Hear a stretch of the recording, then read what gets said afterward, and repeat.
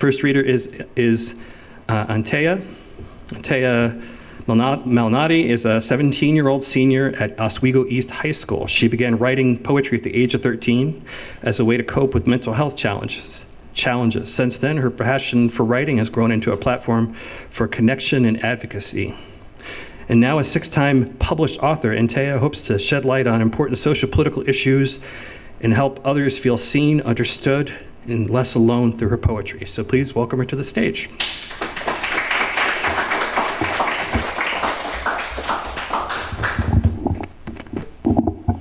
Hi, I'm Antaya.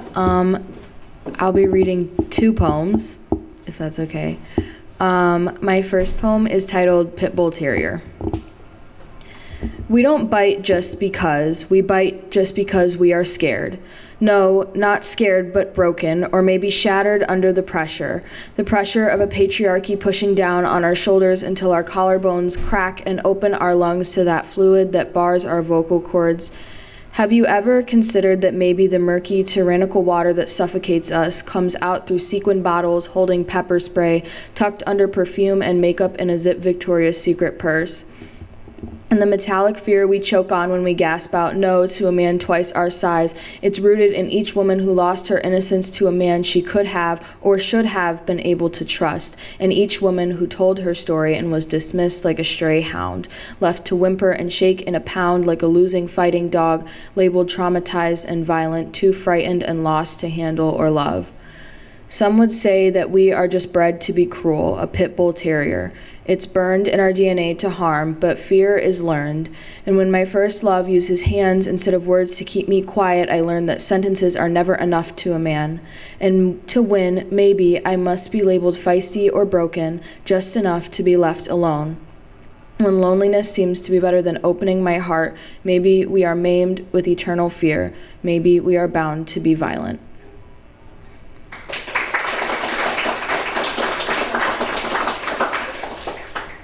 Okay, and then I'm going to read my second poem titled Nature of Destruction. My father is an unspoken thunderstorm. The fury crackles beneath his skin so bright it blinds me. Some days I hear the thunder even while I bask in the sun. His lightning breaks without warning, striking at the calmest second, setting daisies ablaze, forcing flocks of doves from their homes. After the storm rolls through and the fires are put out, the aftershocks burn beneath my skin, rattling through my bones, blaring through my eardrums. But even when he comes home calmer and promises to change his ways, nothing can silence the thunder that rolls beneath his surface.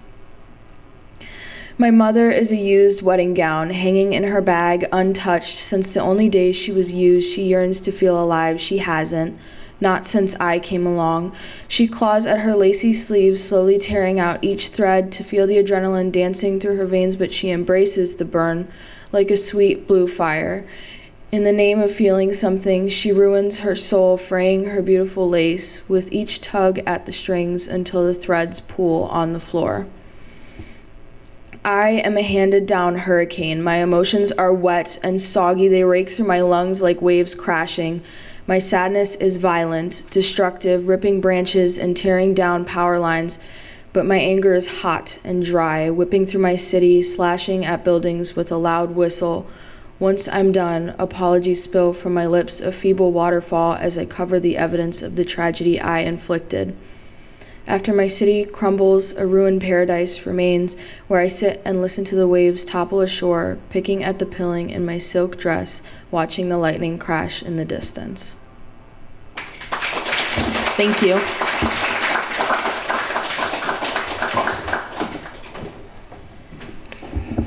All right, our second reader is Ainsley. Ainsley's a student poet whose work explores themes of resilience, healing, and the complexities of life. Through her poetry, she hopes to encourage others to reflect and find pieces of themselves in her words. Outside of writing, she enjoys color guards, singing, and working with animals. So please welcome Ainsley to the stage.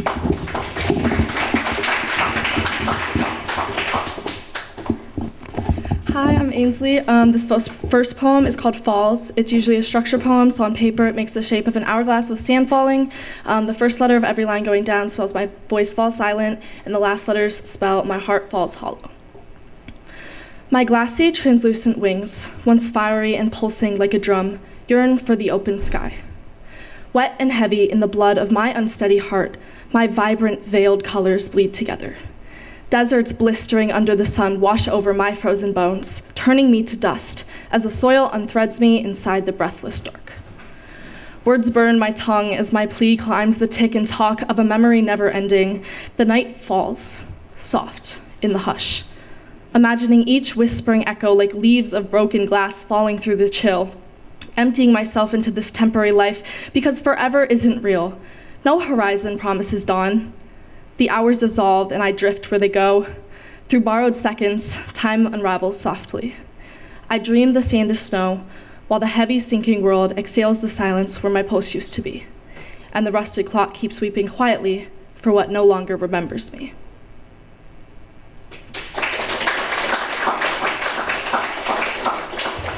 And this next poem is called Don't Look Away.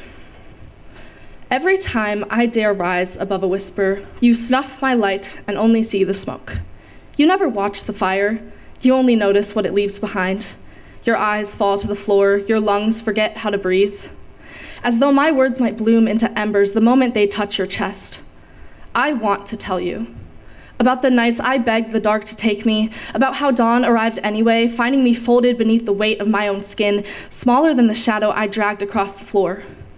I want to tell you how silence has teeth, how it hollows a home inside your ribs and teaches your heart to beat as quietly as possible, so no one mistakes survival for living. But you smile, gently enough to bury a battlefield, and change the subject. So I gather every burning syllable, every ash-covered confession, and swallow them whole until my chest becomes a chimney with nowhere left for the fire to go. Your silence wearing the face of pity. You call it strength. I know it as suffocation. But maybe one day you'll breathe in the smoke and know the silence was never empty. Maybe then you'll taste the ash, feel it settle in your lungs, and understand that fires don't leave smoke without first consuming something beautiful. And maybe one day, you'll breathe in the silence and finally hear what you never let me say.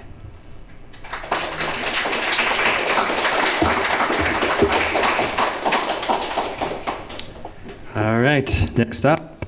She enjoys reading, dancing, and spending time working on her books whenever she can. Camilla is honored to share her work with us today and hopes her stories continue to inspire and entertain readers. Please welcome Camilla to the stage. Hi, my name is Camilla Villa, and today I'm going to be sharing with you one of my writing pieces that I wrote. Reopening the Madeline Fields case wasn't just about finding the truth or proving I was worth of praise or pity. To me, it wasn't just a regular missing persons case. It was about seeking justice for girls like me who never got the chance to be free or live the lives they deserved. No one should have to spend their whole life running from who they once were. I was one of the few lucky ones who got out and never looked back. When the Madeline Fields case took hold of me, I realized she was one of those girls trying to leave their past behind, but she wasn't just your typical victim, she stood out. I saw myself in her. The only difference was that she never got the chance to escape. I came to the realization that BH/17 isn't a place. It's where they keep girls who remember too much. What if I was never meant to be one of those girls who got away? The more I uncovered about Madeline, the harder it became to separate my story from hers. We were both young and naive, easily manipulated by people we trusted most. Maybe that's why I couldn't walk away from the case. Even when every instinct told me to, solving it wasn't just about finding answers anymore. It was about proving that what happened to girls like us mattered. I wanted to leave the place that made me feel trapped in walls that made to seem inching closer with every ticking second that went by. Each day felt like a hole grasping me from the outside world. I wanted to be found, but Madeline didn't. I learned that the hard way. Because the closer I got to the truth, the more I realized that disappearing had never been Madeline's choice. Madeline never got the chance to leave her past behind. I did, but the more I investigated, the more I began to understand that the past doesn't just disappear because you escape it. It waits, and sooner or later, it always finds its way back. Thank you.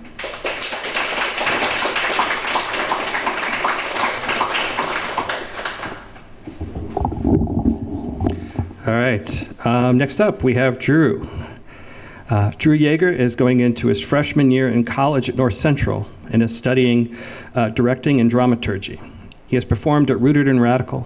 His work focuses on identity and mental health. So please welcome Drew to the stage.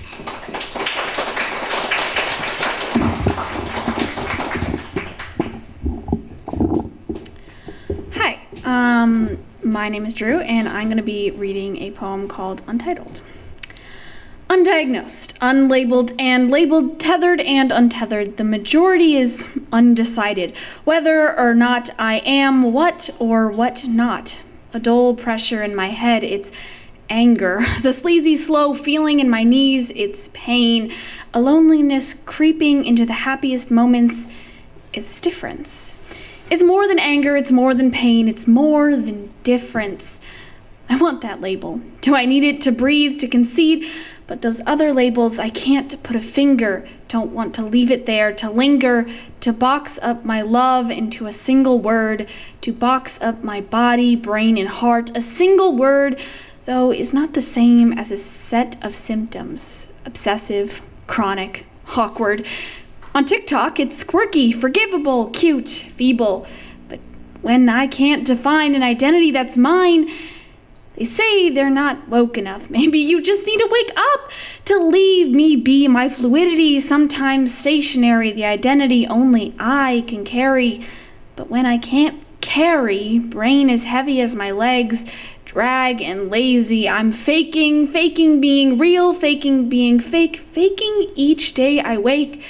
The fake way I cry at the burning in my ribs, hypothetically, literally, hypnotically, and hypotensively.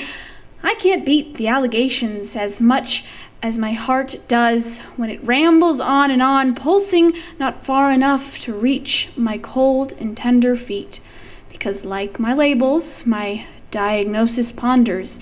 It floats on the surface of an obvious ocean, but the shore so oblivious that it's not a want for more. It's that wondering, that need for an excuse, the reason for my brain and body's abuse. Why I cave inwards at the sight of movement, the shift in the wind, the way something is not quite right. It's not second sight, it's the way I see myself, a way to explain to anybody else that I am unexplainable. Thank you. And my second poem is called Our Heart. My heart is not a cryptid, elusive and unknown. I live within it, a creature discovered over and over again like that body in your headlights. I stared too long, frozen in time. Now my life always freezing, never melted. It's that hot feeling in your throat, jaw tensed, always ready to bite. Sand clogs my lungs, breathing like a sight blinded. My organs are supposed to maintain life, but it suffocates mine. Art that beats me into submission, pray to it, give it all my devotion. Every time it stops, it sets my life in motion. I give it away as sweet and sour, like candy on Halloween. It too is dressed up. Keep my clockwork heart nice and clean, polished sheen, till the clock starts ticking, timer whirring, the countdown of devotion. Thank you.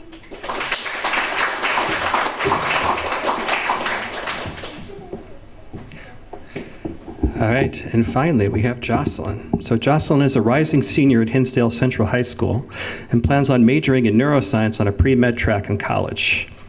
When she's not napping or being bothered by her cat, she enjoys reading and playing video games. Okay, feel that? All right. She also enjoys origami, plays piano and cello, and has a multitude of abandoned writing projects, as I'm sure all writers here can appreciate. So please welcome Jocelyn to the stage.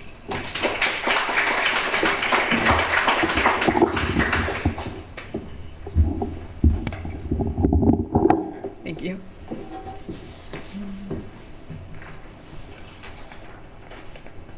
Okay. Hi guys, I'm Jocelyn. I don't really have as much emotion as Drew, but I will try my best. So my first poem is called Departure. You leave in stages, never all at once, never with enough severity to be noticed. Sometimes you're close, so very close I can feel your breath on my neck. It raises the hairs on my arms, make goosebumps pop along my skin, and then all of a sudden, you're drying away again. All of a sudden, you're gone entirely, like you were never there, and I don't hear from you, and I don't see you, and I don't touch you, and I would think you were just my imagination if I didn't see you and everything. I hate the in-between stage most of all, when you are half there and half gone, and I can tell that you are about to leave, but maybe you won't this time. Maybe you'll stay, and so I hold on. I know you're already gone. I know. Part of me knows, but knowledge has never prevented action. I wish you would just leave. It would make everything a lot easier for me. I wish you would just disappear once and for all, and I could move on. I could live with the knowledge that I was not enough, that you were too much, that it didn't work out. And I could continue. I would have to continue. And yet you stay. You stay. You always stay. Even when you're gone, you're there. And even when you're in front of me, you're miles away. And I need you to leave, to just go, to just leave me alone, because I can't keep going back and forth like this. You can't hold me in this limbo forever. You can't do that. But I have never met my needs. And so I hold you close while I can, waiting for you to fade to memory and leave me used up and broken. Thank you. And then I have one more, and it's called The Feast. They eat like pigs, their lips smack, bubbles of spit pop between their lips like latex balloons, and their teeth clamp down like metal gates. I cannot bear to listen. They eat like birds. They pick and choose what to taste because they have the luxury of doing so. They leave whole plates untouched, and mold grows on them like ivy, hungry and grasping for purchase on fat and bone. The aroma is arresting, it's assaulting and atrocious as it attacks my senses. I cannot bear to smell. They eat like wolves. They shove a world's worth of food towards me, beckoning me to taste, to try, to touch, tempting me towards their tempest of consumption. Blood drips onto my fingers and down my arms like water. I cannot bear to touch. They eat like dogs. They tear meat off bones, and it rebounds like a fleshy rubber band. Their jaws open every few moments to reveal the mushy blend of meat within. Their teeth are stained red, and when they grin, I can see the bones peeking through like diamonds. Bloody spittle flies across the table on plates and over my hair and my hands and my face and into my eyes, as if accusing me for something. I cannot bear to look. They eat like humans. They devour and consume and macerate the meat between their teeth as if it has personally affronted them. They chew with a vengeance, with passion, with something insatiable and terrifying. The display looks at me with pleading eyes. They're all staring at me, the walls, the ceiling, and the meat, but this wasn't my fault. I didn't want this to happen. I didn't know this would happen. How could I have possibly known this would happen? I just smiled and nodded and tried to appease them, and I played nice and you didn't, and that's why you're staring up at me, but I didn't do this to you. So stop looking at me like I ever tried to make this happen. All I ever did was what I was told, and I listened, and I laughed at their jokes, and that's why I'm sitting here before this horrible tableau, hearing them chew and smack and smelling your rot and feeling your blood scatter across my face, and now they're shoving you in my face, asking me to eat, but I won't, I can't, so stop asking. I smile in response and turn away. I may listen, and I may smell, and I may touch, and I may look, but I cannot bear to taste. Thank you.